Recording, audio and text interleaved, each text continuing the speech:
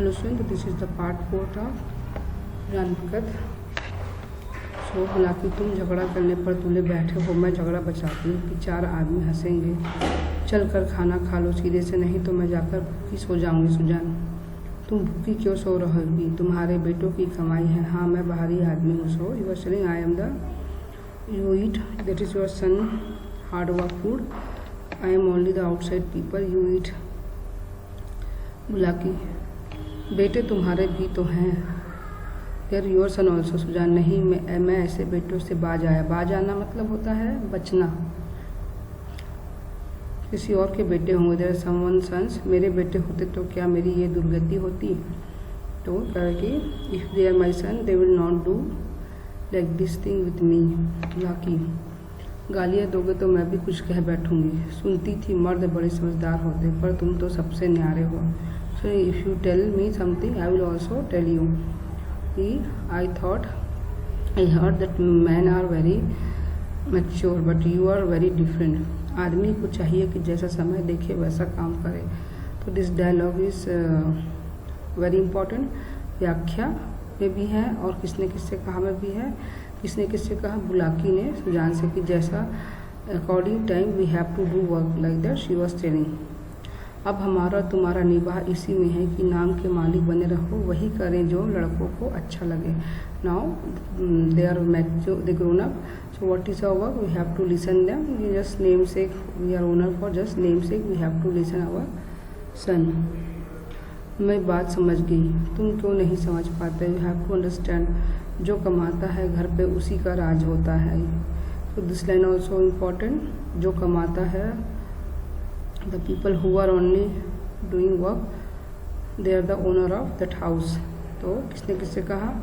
बुलाकी ने सुजान से कहा।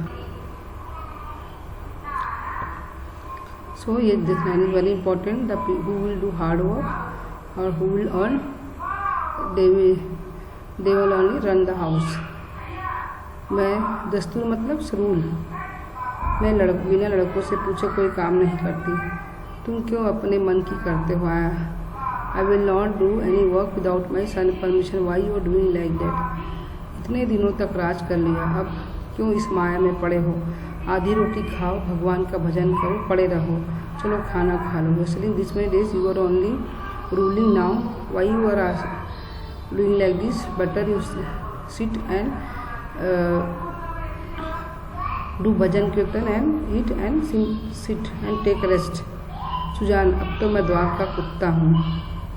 सो सुजान से आई am the dog now. Bulaki, बात जो थी वह मैंने कह दी, अब अपने को जो चाहो समझो। सुजान न उठे, बुलाकी हार कर चले गई। तो she left him, he didn't get up. Bulaki left him. Sujan, न जाने कितनी रात बाकी थी। सुजान के सामने एक नई समस्या खड़ी हो गई। वह बहुत दिनों से घर का स्वामी था, अब भी ऐसा ही समझता रहा। Now he another problem. You are thinking he is the owner and now also is the owner. परिस्थिति में कितना उलट फेर हो गया, इसके उससे खबर न थी। ही don't know this much changes in his house. लड़के उसका सेवा सम्मान करते, यह बात उसे भ्रम में डाले हुई थी। Now he have doubt this their his son they are respecting और नॉट। लड़के उसके सामने चिलम नहीं पीते, खाट पर नहीं बैठते। क्या यह सब उसके गृह स्वामी होने का प्रमाण था? What is the proof their son they are not sitting together? पर आज उसे अज्ञात हो कि वह केवल श्रद्धा थी। They giving respect only, but who is the owner? Their son only owner. उसके स्वामित्व का प्रमाण नहीं, तो that was only he is not owner, this just giving respect. अब तक जिस घर में राज्य किया उसी घर में पराधीन बनकर वह नहीं रह सकता। He can't live like that. पराधीन मतलब होता है स्वाधीन का उल्टा, तो पराधीन मतलब लाइक जेल। उसको श्रद्धा की चाह नहीं थी, सेवा की भूख नहीं थी। ही don't want service and all. उसे अधिकार चाहिए। He wants his right because he is thinking he is the owner still. वह इस घर पर दूसरों का अधिकार नहीं देख सकता। मंदिर का पुजारी बनकर वह नहीं रह सकता। He will not become like God, he want to be a like owner. ना जाने कितनी रात बाकी थी। सुजान उठकर गंडासे से बैलों को चारा काटना शुरू किया। Now Sujan started his work again.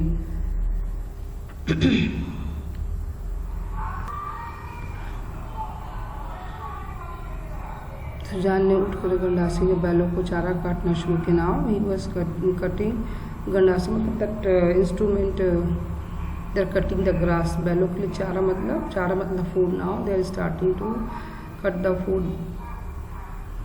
सारा गांव सोता था पर सुजान कर भी काट रहे थे। All the villages they sleeping but Sujan was whole night he was doing work. इतना श्रम उन्होंने अपने जीवन में कभी न किया था। This much hard work he never did want to back his respect and ownership. जब उन्होंने काम करना छोड़ा था बराबर चारे के लिए हाय हाय पड़ी रहती थी। शंकर भी काटता, भोला भी काटता पर चारा ना पूरा पड़ता। All are doing work but still it was less. आज वह इन लौंडों को दिखा देंगे चारा कैसे काटना चाहिए। Now today he will show their his son how we need to cut that food. उसके सामने कटिया का पहाड़ खड़ा हो गया और टुकड़े इतने महीन और डोलते मानो सांचे में ढाले गया हों। कटिया का पहाड़ means whole big like mountain and this he cutted nicely this. चारा मतलब काउ फूड।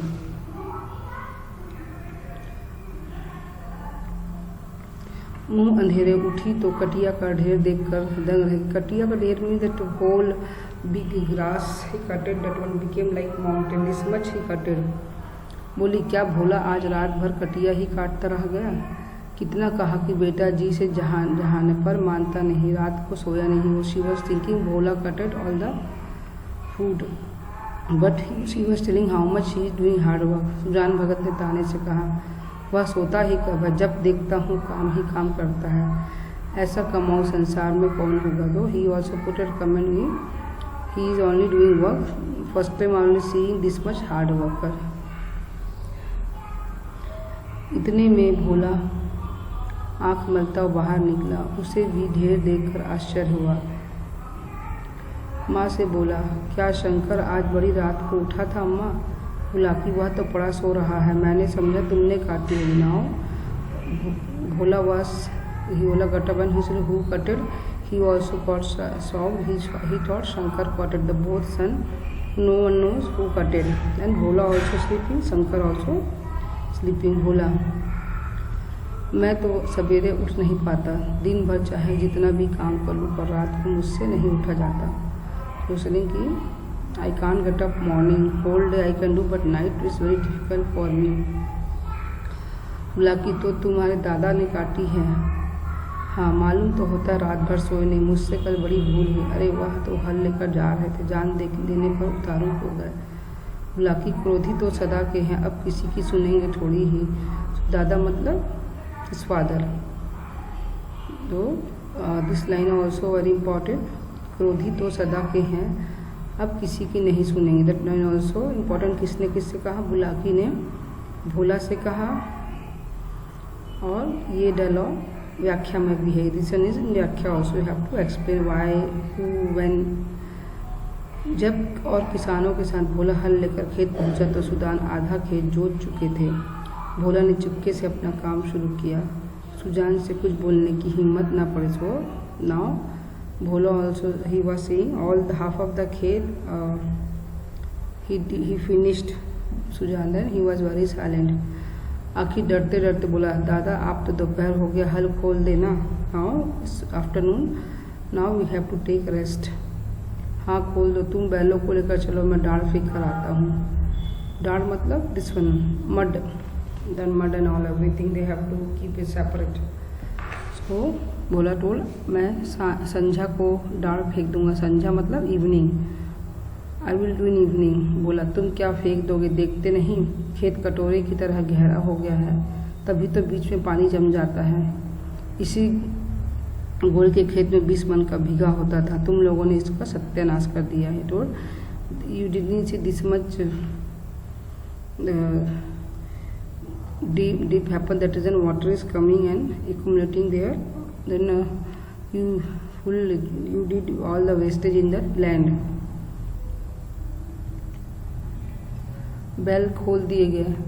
भोला बैलों को लेकर घर चला पर सुजान डाढ़ फेंकते रहे। So Bhola he taken all the ox in home and डाढ़ फेंकना मतलब all the mud he was putting in middle। आधा घंटे बाद डाढ़ फेंक कर वह घर आया। मगर थकान का नाम था। He was not tired. नहा खाकर आराम करने के बदले उन्होंने बैलों को सहलाना शुरू किया। सहलाना मतलब soothing, when you are soothing somebody, touching with kindness. उनकी पीठ पर हाथ फेरा, उनके पैर मले एंड पूछ सहलाई। तो he was showing his love. बैलों की पूछ खड़ी हो गई। सुजान की गोद में सिर रखे उन्हें अकथनीय सुख मिल रहा था। That line is also important.